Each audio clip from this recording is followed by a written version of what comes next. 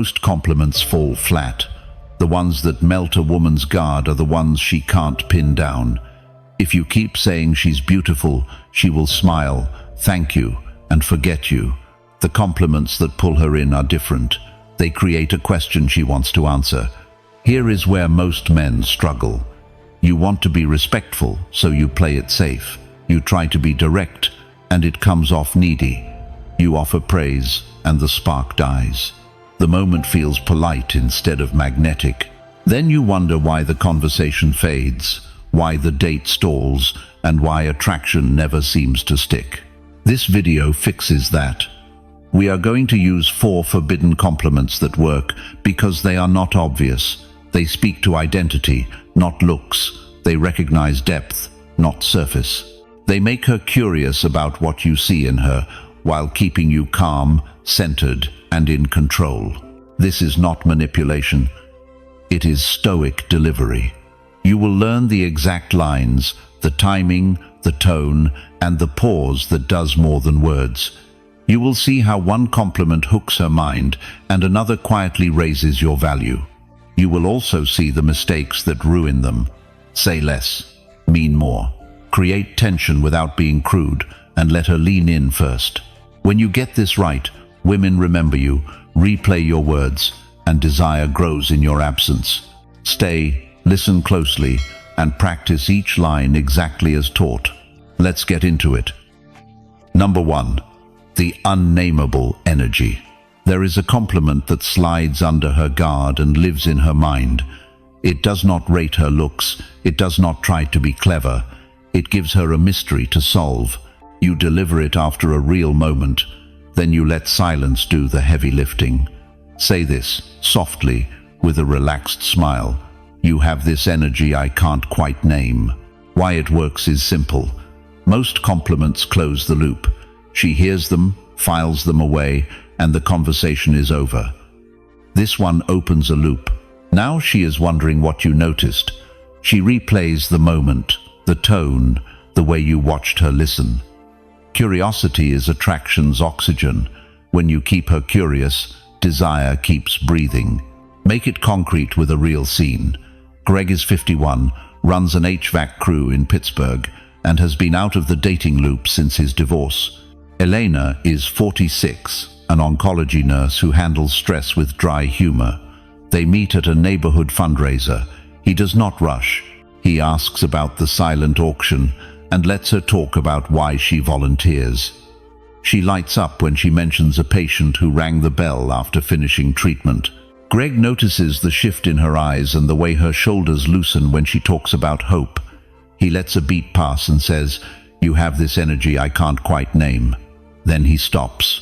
No rescue line, no nervous chuckle, just presence. Watch what happens next. She tilts her head.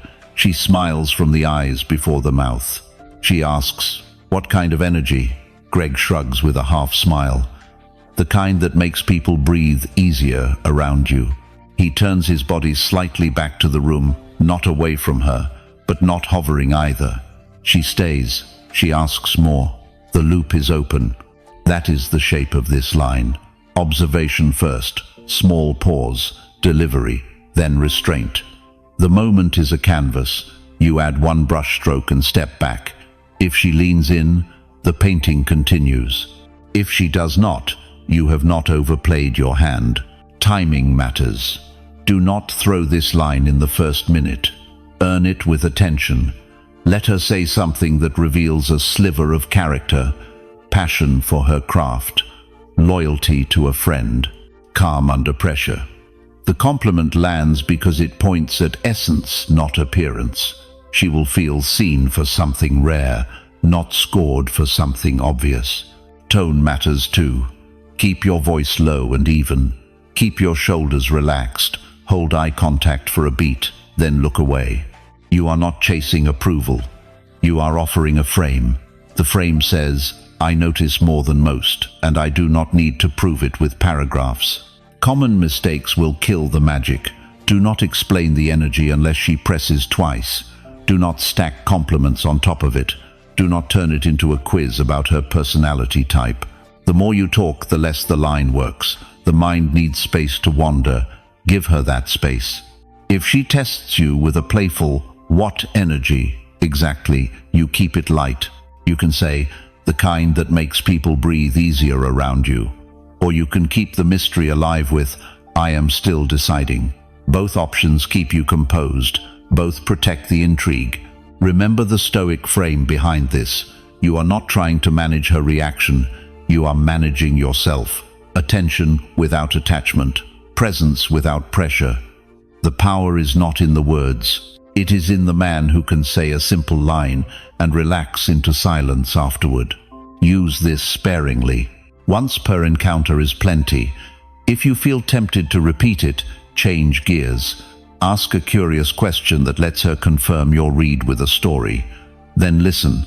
The more she fills the silence, the more the compliment grows roots. Delivered well, this line turns into a loop in her head. She will think about it later, in the car, in the shower, before sleep. She will try to name it. And the more she tries, the more she thinks of you. Comment below. I hold mystery. Stay for what comes next, because it quietly deepens the effect without spelling anything out. Number 2. Stories most never hear. There is a line that lights up a woman's mind without putting her on the spot. It does not rate her looks or measure her status. It recognizes depth and invites her to reveal it on her terms. Say it after she shares something that hints at a hidden layer, then let it breathe. Say this, calmly, with a slight smile. You seem like the kind of person who has stories most people never get to hear. Why it works is simple. Most compliments are conclusions. They tell her what you think and close the door. This one is an open door. It suggests there is more to see and asks nothing in return. Curiosity begins to work for you. If she is drawn to you at all, her mind starts sorting memories she might want to share. That inner search keeps you present after you stop talking. What we respect, we do not rush. By treating her inner world as rare, you raise the value of access. She feels seen without feeling exposed. It honors dignity and creates spark. Timing is everything. Do not drop this in the first minute or after a surface topic. Let the conversation find a groove. Maybe she mentions a disciplined hobby, a challenge she overcame, or a place that changed her. When you hear that thread, pause for a beat, then deliver the line once. No echo, no explanation. Picture a simple scene. Late afternoon, a quiet table. You have been talking about music, food, small pieces of life. She laughs at herself for liking a song from years ago and says, "I used to dance to this when I needed courage." You hold the silence long enough to respect the moment. Then you say, "You seem like the kind of person who has stories most people never get to hear." You look at her, then away, then back. You do not reach for your phone. You do not fill the space. The invitation hangs. If she asks what you mean, you have two clean options. Keep the mystery with, "I am still listening," or ground it with one soft observation like, "The way you said that felt earned." Either path keeps the frame steady. You are not interrogating her. You are making it safe for her to share more if she chooses. A caution is worth saying. Do not use this to fish for trauma or pry open closed doors. The point is not to dig. The point is to recognize depth and let her set the pace. If she takes the invitation, stay present. If she does not, you have lost nothing and kept your balance. This is where the Stoic lens matters. Epictetus put it, "We have 2 ears and 1 mouth, so we can listen twice as much as we speak." In practice, give the compliment and resist the urge to steer. Let your attention do the heavy lifting. Let her decide what the next true sentence, island. Men ruin this when they chase the reveal. They pepper her with why, when, and how, and the mystery collapses into an interview. Or they make it about themselves and start trading stories to compete. Hold the center. Keep your posture open, your voice level, your interest quiet. The steadier you are, the more likely she is to move toward you. One more detail makes the line land. After she shares a small story, acknowledge the gift without grading it. A simple, "Thank you for telling me that," is enough.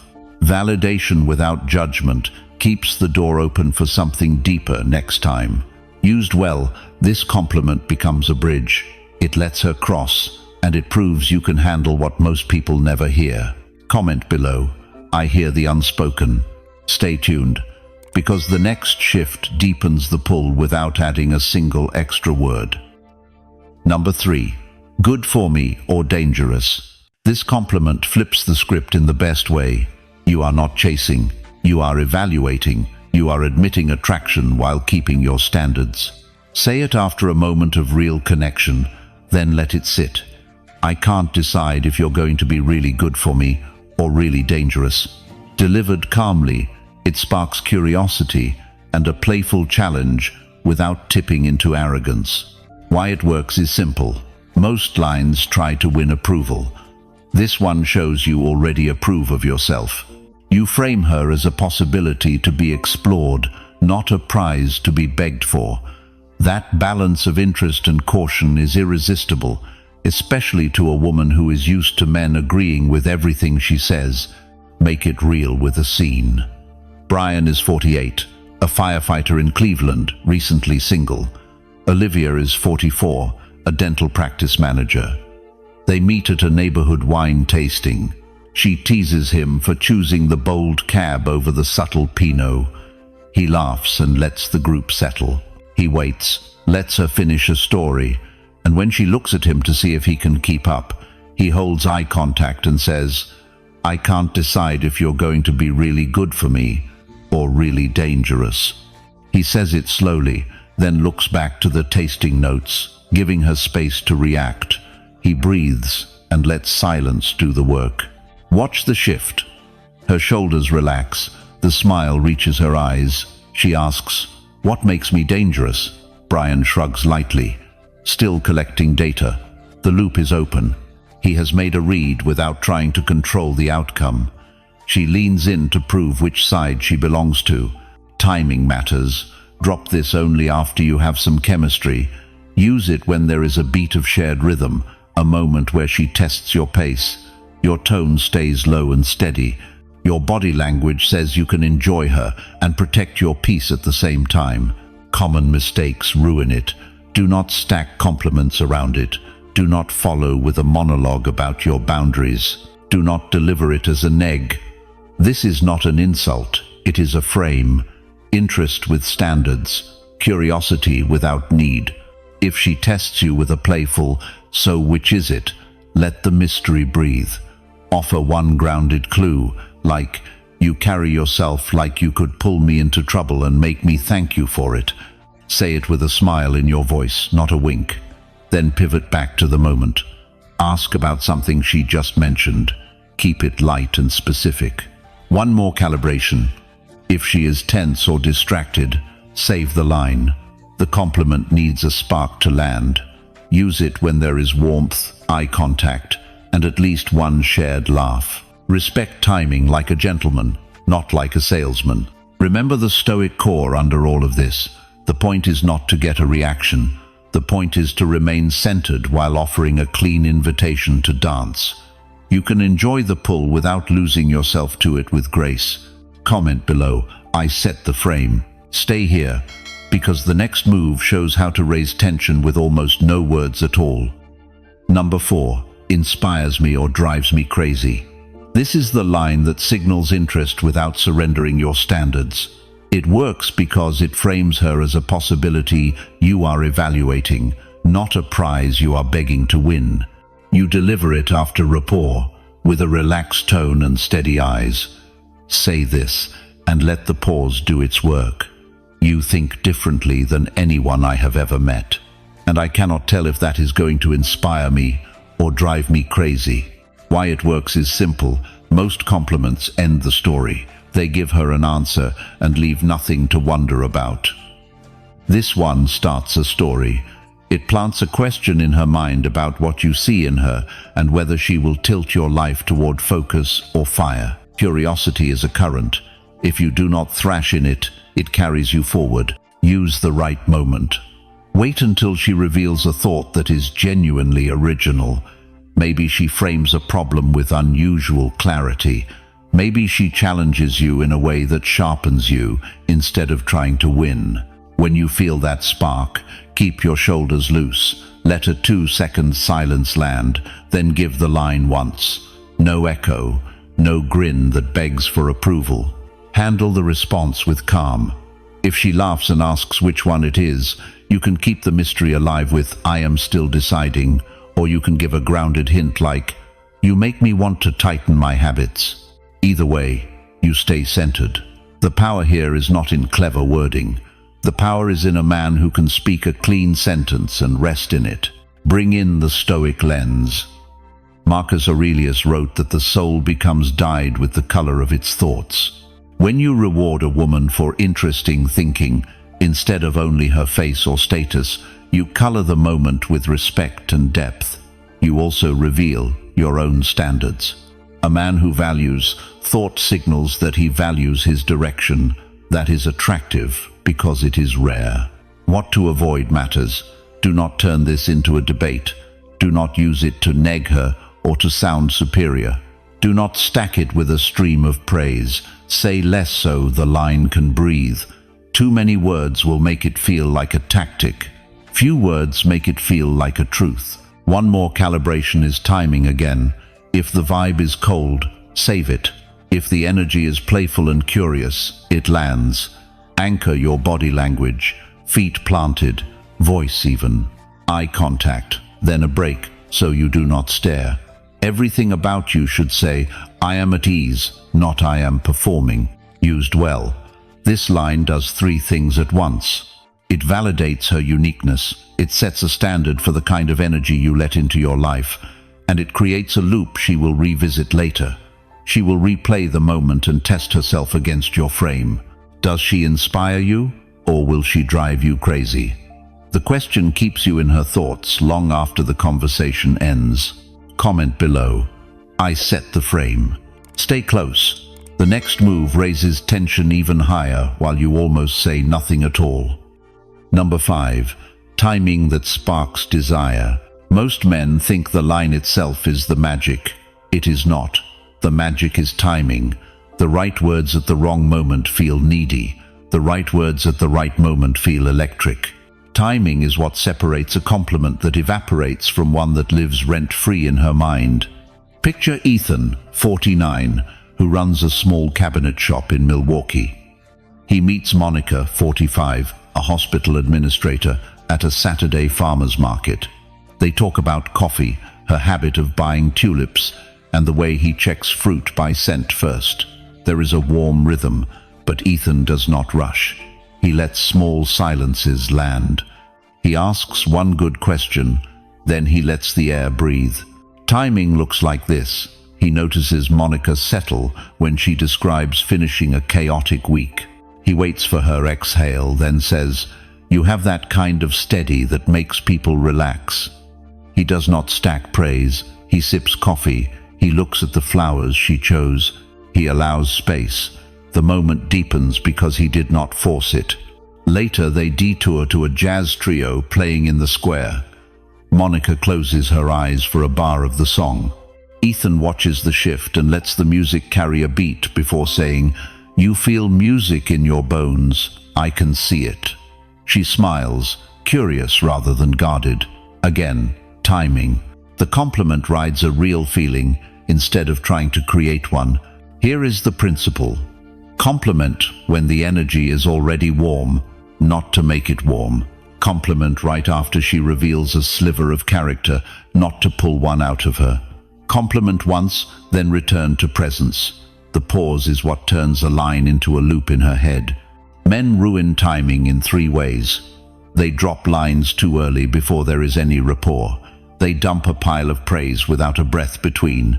They chase the first spark and smother it with more words. Do the opposite.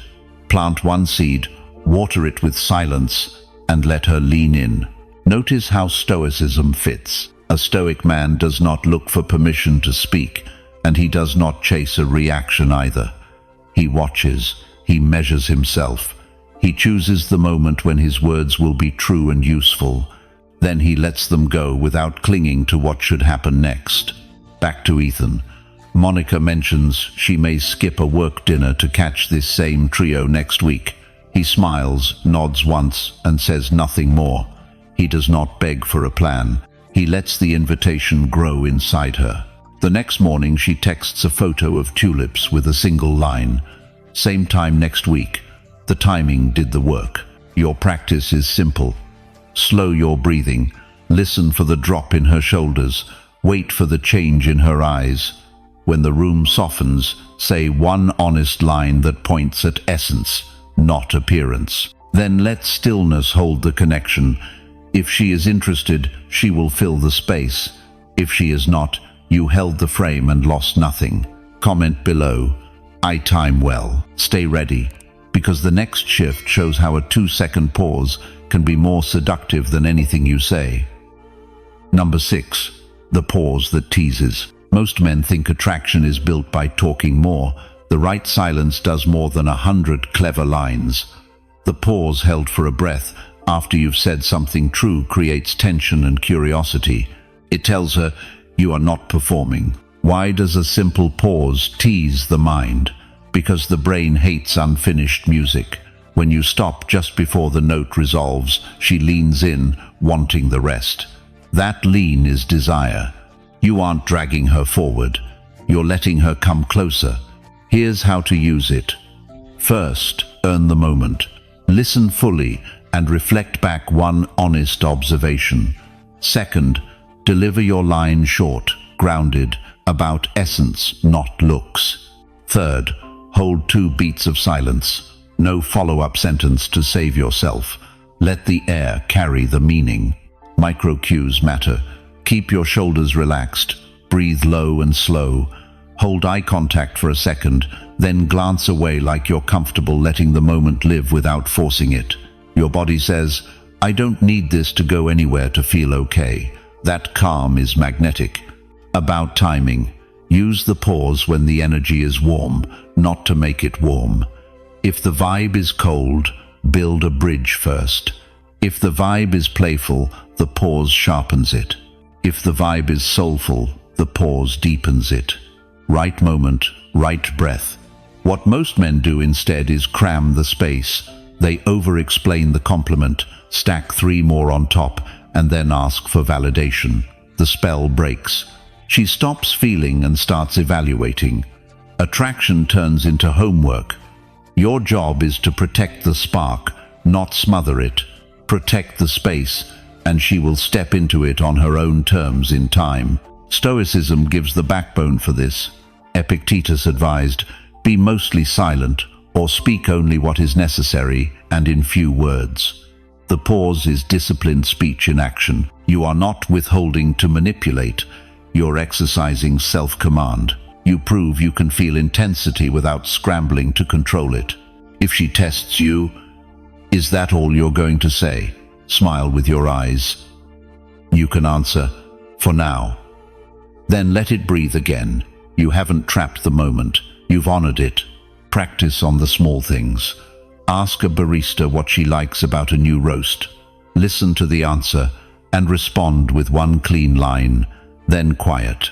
You're training your nervous system to be okay in stillness. Confidence is not volume, it's composure. Remember, the pause that teases is not absence. It is presence minus pressure. It leaves room for her imagination to work for you. It says, I noticed something, and I trust you to meet me halfway. That partnership is the beginning of real chemistry.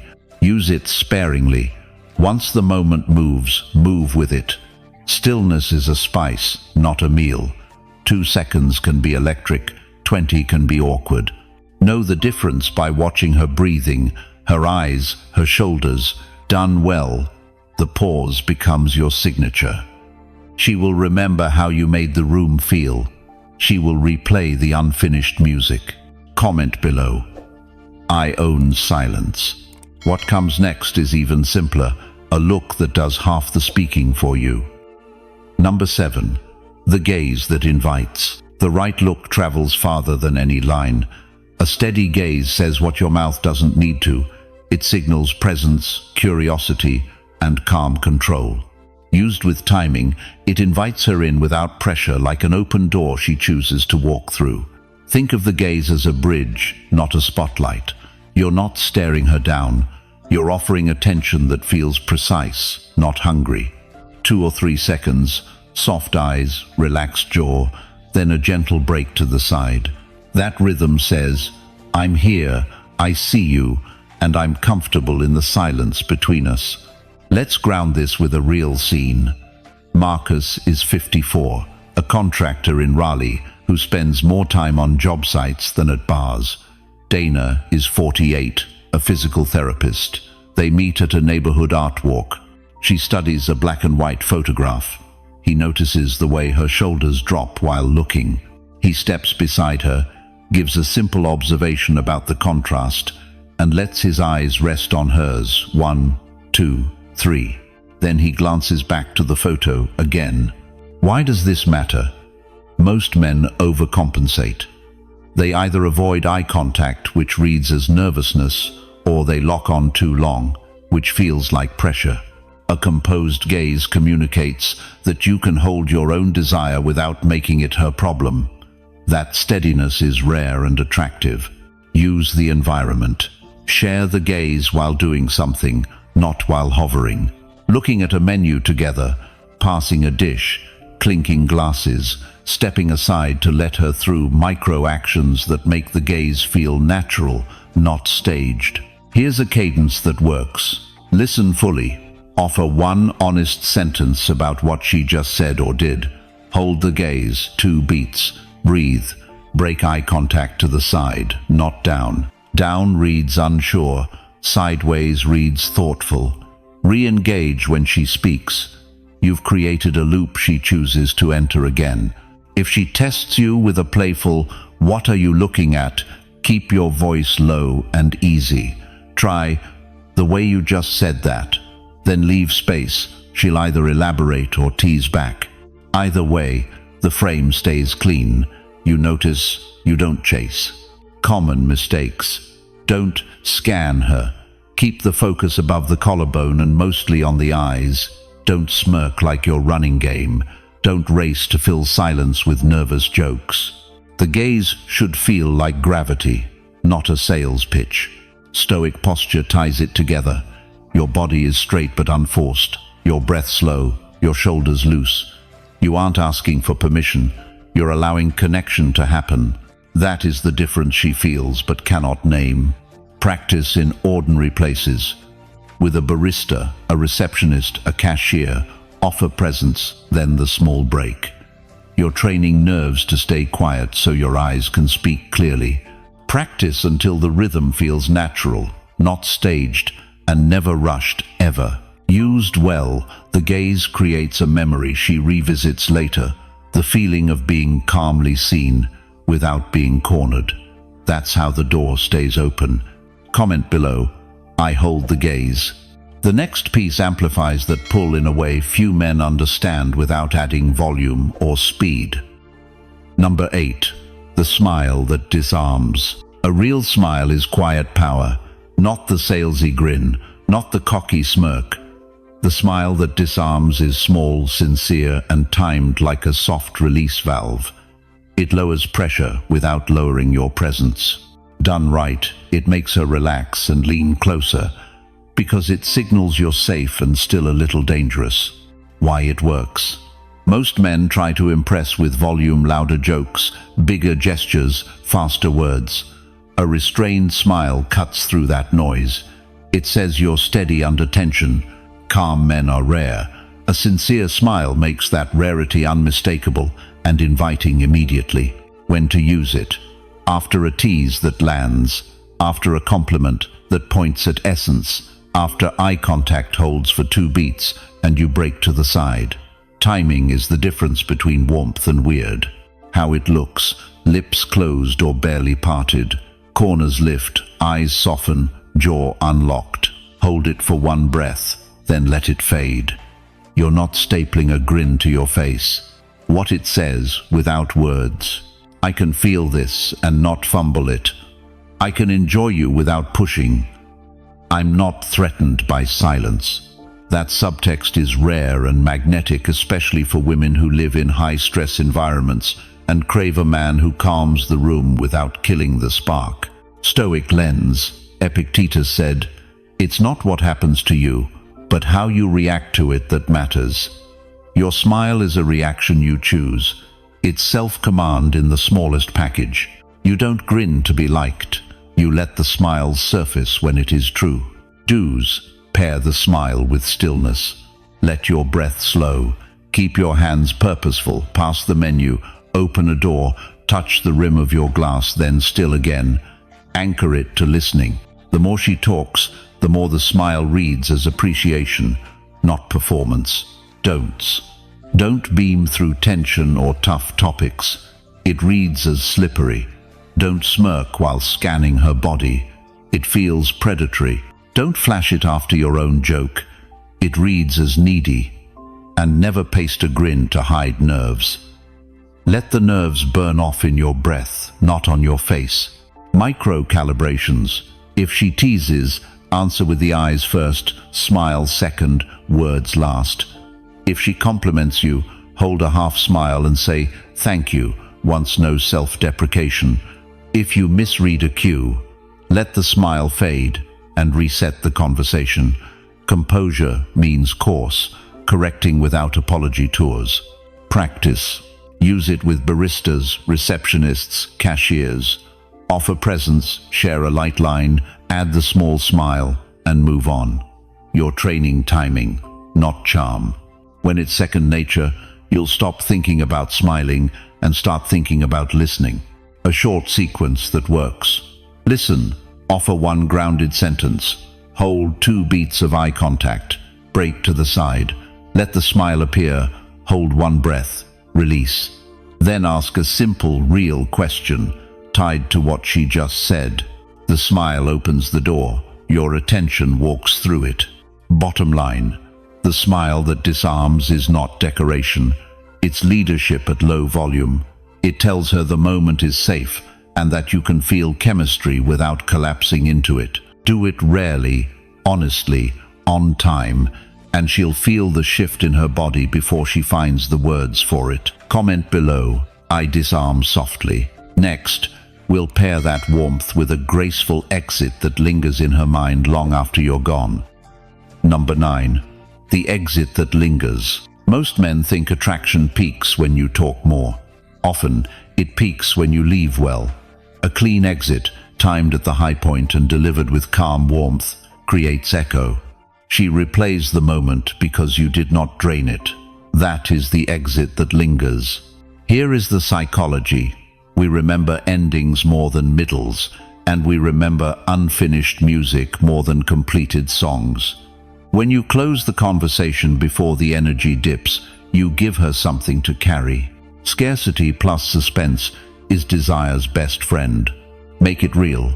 Grant is 50, a civil engineer in Denver. Rachel is 47, runs a non-profit. They meet at a rooftop mixer. The first minutes are harmless small talk, but something clicks when she describes the messy beauty of fundraising. He listens, reflects one clean line about her calm under pressure, holds a 2-beat pause, then lets a quiet smile appear. The vibe is warm. Instead of camping there, he glances at his watch, taps the rail lightly, and says, "I have to jump in a minute." That story about donor patience was good. Let's finish it another time. He offers a light handshake, steps back, and adds, "Enjoy the view." Then he leaves without looking back. Why this works? He exits while the energy is rising, not falling. He anchors his goodbye to something specific she shared, so the last feeling is being seen, not being sold. He hints at next time without cornering her. The moment breathes. She leans in after he is gone. How to do it yourself. First, feel for the crest. Is she more relaxed, more animated, more curious than 2 minutes ago? If yes, you are near the high. Second, give one grounded line that names essence, not appearance. Third, signal the exit with posture before words. Turn slightly, gather your jacket, settle your tab. Fourth, deliver a brief, sincere, closer tied to her world. I like how you framed that. Fifth, leave without apologizing or promising. Your steadiness is the message. Micro cues matter. Keep your voice low and even. Smile small. Let your eyes do most of the talking. Touch something neutral, the table edge or your glass, to keep your hands purposeful, not fidgety. Step away in a single decision.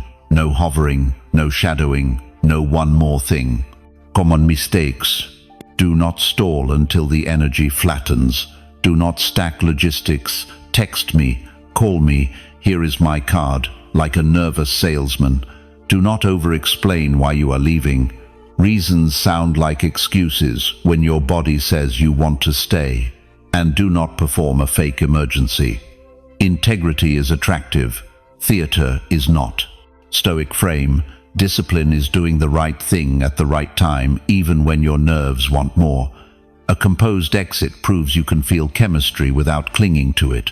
You are not fleeing. You are choosing to protect the peak. That choice reveals self-command, and that, more than any line, is what women remember. Restraint is not distance, it is leadership. You decide when the scene cuts, so the memory stays clear, bright, and alive in her mind.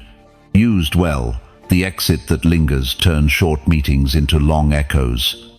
She will think about the pause, the smile, the way you left while everything still felt alive. And the next time she sees you, her body will remember before her mind finds words. Comment below. I leave on a high. Stay close. The final piece shows how silence itself pulls her closer without you lifting a finger. Number 10. Silence that pulls her in. Silence is not the absence of game. It is the highest form of it when you know what you are doing. The right quiet makes a woman feel two things at once. She feels safe because you are not pushing. She feels curious because you are not filling the air. That blend is rare. Rare is attractive. Start with the principle. Words are tools, not life support. If every moment needs talking, your energy reads as nervous. When you can let a moment breathe, you signal self-command. Marcus Aurelius put it simply, if it is not true, do not say it. If it is not right, do not do it. Silence is your way of choosing only what serves the moment. Make it real. Thomas is 56, a commercial electrician in Dallas who has spent years fixing problems fast. Renee is 49, a venue coordinator who lives inside deadlines. They meet at a friend's backyard dinner. The table is loud. Thomas does not compete with the noise. He asks one clean question about the event schedule, listens fully, then lets the answer land. He is steady, not still. When Renee laughs about the chaos of last-minute changes, he offers one grounded line. You handle heat well. Then he is quiet. 2 breaths. No joke to rescue himself. She keeps talking. She turns her chair. The quiet pulled her in. That is how this works. You earn the silence by giving a real moment first. Observation, not performance. Then you stop. The pause lets her choose to meet you halfway. If she does, connection deepens because it was her decision. If she does not, you have not overplayed your hand. Use silence at 4 points. After a compliment about essence, so it can sink in. After a shared laugh, so the warmth can rise instead of drop. After a good question, so she can search for an honest answer. Before you exit, so the last feeling is calm, not chatter. The pattern is simple. Speak once, breathe, watch her shoulders and eyes. If they soften, you stay present. If they harden, you shift topic or release the moment. Micro cues, sell the silence. Keep your jaw loose. Let your breath drop to the belly. Hold eye contact for a second, then break to the side so it does not feel like a stare. Keep your hands purposeful. Touch the glass, settle your sleeve, then still. Your body says, I am comfortable here. Comfort is contagious. Common mistakes ruin it. Dead quiet with no frame reads as cold. Nervous quiet after a messy joke reads as retreat. Strategic quiet while you glare at her mouth reads as predatory. The fix is simple. Pair silence with respect. Keep your focus above the collarbone. Let your face carry warmth. If you misread a cue, own it with one soft reset. My bad, I stepped on your thought. Then listen. Silence is not passive. It is pressure managed well. When you hold it, you let her imagination do the heavy lifting. She starts asking herself questions. What did he notice? What is he thinking? Why does this feel different? Questions keep you in her head long after the night ends. Back to Thomas and Renee. A trio starts playing. She closes her eyes. He does not talk over the moment. He lets the music fill the space. When she looks back, he meets her eyes, lets a small smile appear, and says, "Feels good, does it not?" Then he is quiet again. 10 minutes later, she is the one asking if he ever goes to live shows. The quiet did what banter could not. Keep the stoic frame in place. Silence is a choice, not a trick. You are not withholding to manipulate. You are exercising restraint to let truth surface. You respect the moment enough not to crowd it. That respect is felt before it is understood. Practice everywhere. With a barista, a colleague, your neighbor. Ask something real, receive the answer, then let 3 beats of quiet pass. Train your system to stop chasing relief with words. Relief is not attraction, presence island. Done well, silence becomes your signature. She remembers not just what you said, but how the room felt around you. Calm, clear, alive. Comment below. I choose silence. Here is your closing script, written to your specs. You just learned how to use the rare compliments that stick. Speak to identity, not looks. Open a loop, do not close it. Then let timing, the 2-second pause, your steady gaze, and a quiet smile do the heavy lifting. Leave on a high so the moment echoes. Use silence as a choice, not a trick. That is the stoic frame in action. Keep it simple. Say less, mean more. Practice lightly in real life. Be honest and respectful. When you hold your center, curiosity becomes attraction, and women feel it without you pushing. If this helped, subscribe to the channel so you never miss what comes next.